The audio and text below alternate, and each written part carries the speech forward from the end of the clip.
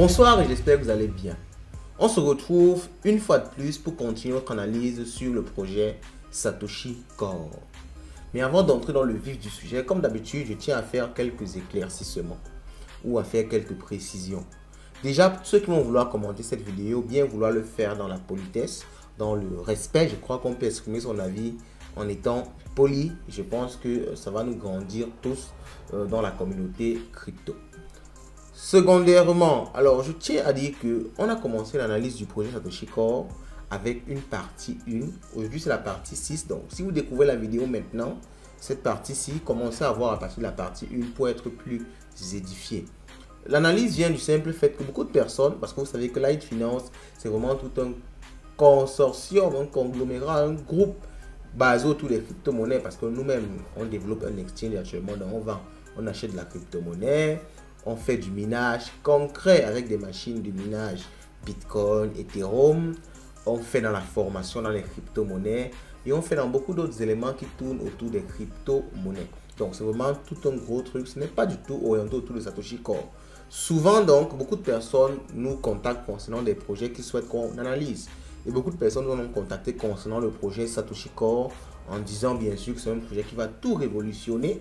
Ça doit effectivement attirer notre attention. Quel est ce projet-là qui promet de rendre tout le monde riche, mais dans lequel tu n'investis rien, il n'y a pas de risque? C'est très bizarre. Alors, il y a des principes fondamentaux dans le monde de la finance. Tu ne peux pas penser que tu vas devenir facilement riche sans un certain risque, sans un certain investissement. Tu restes là avec ton téléphone, tu cliques sur un bouton chaque jour, tu vas devenir subitement multimillionnaire. Je pense que le listing de Core aujourd'hui nous prouve bien cela. Le Core a été listé. J'ai demandé dans une autre vidéo que ceux qui sont devenus riches ou bien qui ont gagné de l'argent avec Core nous montrent ça et personne n'a pu, n'est-ce pas, s'exprimer. Parce qu'il y a toujours des mécanismes où on va vous demander d'acheter d'abord du Core. Le Core sera d'abord stacké. On va d'abord vous raconter tout un tas de trucs. Mais finalement, une entreprise, quand elle fait même des airdrops gratuits, elle s'assure toujours de mettre une politique en arrière qui va la faire gagner de l'argent. Et actuellement, on vous incite à acheter du Core massivement. Et beaucoup de personnes même disaient, où est l'arnaque puisque je n'investis rien. Vous voyez donc finalement qu'on est en train de tomber au niveau d'un investissement. Donc faites vraiment super attention. Ok? Bon, maintenant que c'est bien clair et c'est bien dit, on va aller dans le vif du sujet. Je tiens à préciser un dernier élément. C'est la partie 6. Et à partir de la partie 3, je crois bien, on a commencé à lire le white paper de Satoshi Core. Ce white paper-ci, c'est aussi dans un objectif d'apprentissage éducationnel.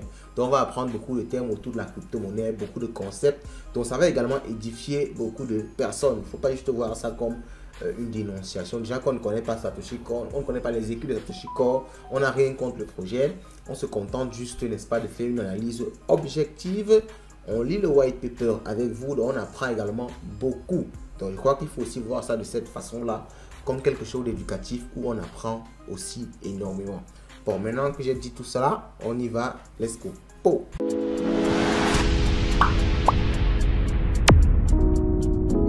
Proof of work. Alors, on s'est arrêté à ce niveau-ci et justement, Satoshi Core dit utiliser le proof of work en combinaison avec du delegated proof of stake pour pouvoir réaliser son consensus. Et c'est sur ça qu'il se base pour dire qu'il est possible de faire du minage qui est rentable à partir de son téléphone. Donc, ils vont d'abord expliquer ici le concept de proof of work. Ensuite, on va voir, n'est-ce pas, le concept de proof of stake. Je pense bien dans la suite, ils vont clairement nous expliquer, du moins un peu mieux, parce que dans les vidéos précédentes, ils nous expliquaient déjà un peu comment ils essayent de mettre en place du proof of work en même temps que du proof of stake, même comme c'était vraiment pas du tout clair. Mais bon, allons-y déjà avec le proof of work. Proof of work is a practical mechanism for implementing a decentralized network. Okay, proof of work is non-discriminatory and allow anyone who owns compute power to participate in mining. Leveraging the existing BTC mining network, core relayers transit each Bitcoin block as a transaction to the core chain. This relaying mechanism is how Satoshi Plus validate delegate hash power in a trustless fashion. With this proof of work element, Satoshi Plus is able to leverage the security of the Bitcoin network to secure core. Ok, bon, je suis vraiment obligé de lire comme ça parce que, comme on a dit, on va aller vraiment très doucement.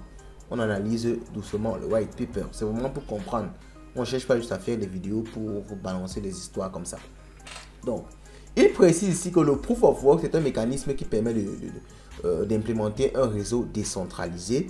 Et que Satoshi plus Core, donc le Satoshi plus Core, c'est la méthode de consensus de Satoshi Core, de la blockchain Core, ok, va utiliser en fait le Proof of Work du Bitcoin, du réseau Bitcoin même. Parce que comme ils le disent ici, ils vont utiliser le réseau existant Bitcoin, ok, vous avez comme vous vu ici à ce niveau-ci, leveraging the existing BTC mining network. Ça veut dire que Satoshi Core va directement communiquer avec la blockchain du Bitcoin, ok, et ils vont, n'est-ce pas, utiliser les core layers qui vont transmettre each Bitcoin block as a transaction to the core chain. Donc ça va utiliser, donc ça va transmettre, n'est-ce pas, les blocs de la blockchain Bitcoin au niveau de la core chain. Donc ils vont carrément utiliser le réseau existant Bitcoin pour pouvoir assurer, n'est-ce pas, leur transaction et surtout la sécurité du réseau core. Ok, c'est ce qu'ils disent. Je ne sais pas si ça se fait exactement.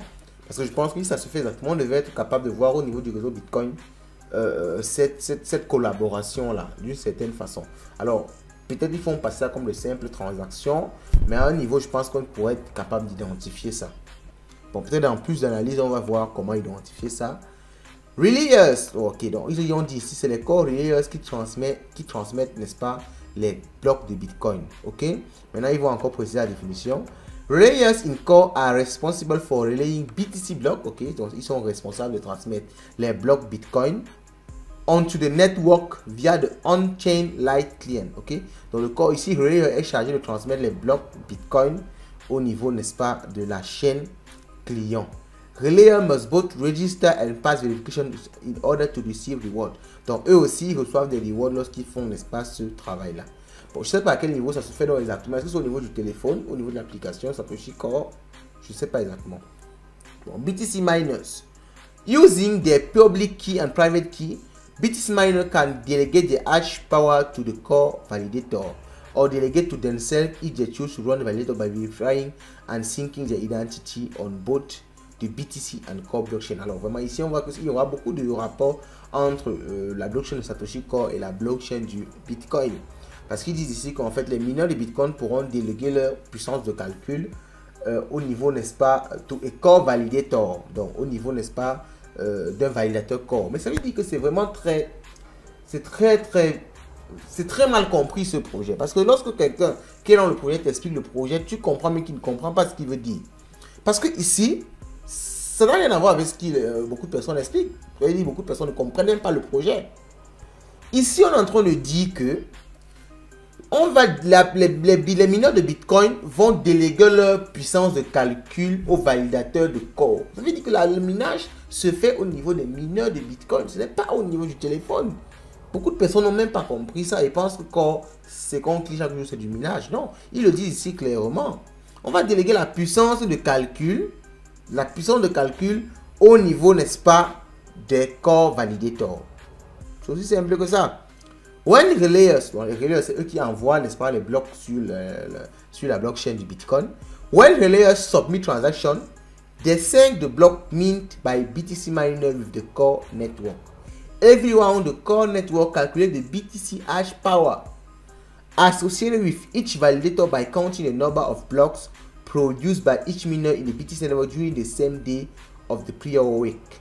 The architecture of mapping chain communication is illustrated in the diagram below. Bon, ça c'est vraiment le principe qui est expliqué. Alors, il y a des mineurs de Bitcoin. Je vais essayer de résumer tout ce qui est dit ici. Il y a des mineurs de Bitcoin, ok, qui sont sur la blockchain Bitcoin. Vous pouvez voir ici, blockchain BTC.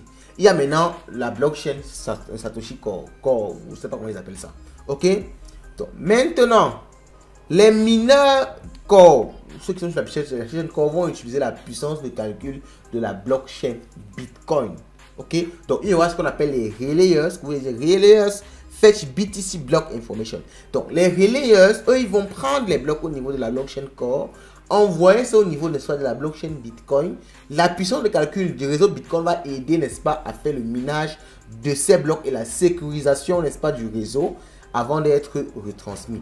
Donc c'est vraiment ce qu'ils sont en train d'expliquer ici en détail. Ok, when relayers submit transaction, they send the blocks mined by BTC miner with the core network. Ok, donc les relayers vont envoyer les transactions et vont synchroniser les blocs minés au niveau du réseau BTC avec ceux au niveau du réseau Core Network. Ok, donc Core Consensus Engine Round, H3 power of H block, H4 unit of H block, add 5 units of H block. Consensus calculation BTC Lite Client. Ok, donc le BTC Lite Client, c'est lui qui va effectuer, n'est-ce pas, le travail avec les relayers pour pouvoir, n'est-ce pas, faire cette communication avec, n'est-ce pas, la blockchain Bitcoin. Donc, alors expliquer comme ça, c'est un peu plus clair, vraiment, c'est un peu plus clair au niveau, n'est-ce pas, de comment va s'effectuer, n'est-ce pas, le travail. Mais ça n'a vraiment rien à voir avec cette histoire de minage par téléphone.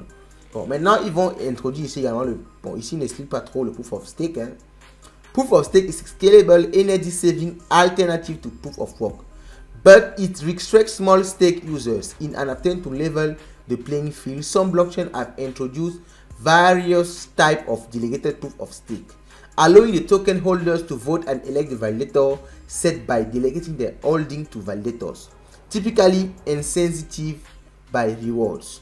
Using delegated Proof of Stake, even small stake core holders can delegate their core to validator candidate, which empower the community and incentive the democratization of delegated core. Donc ici, le delegated Proof of Stake ici, vous allez tout simplement bloquer des corps, ok, bloquer des corps au niveau de la blockchain, au niveau des validateurs de la blockchain.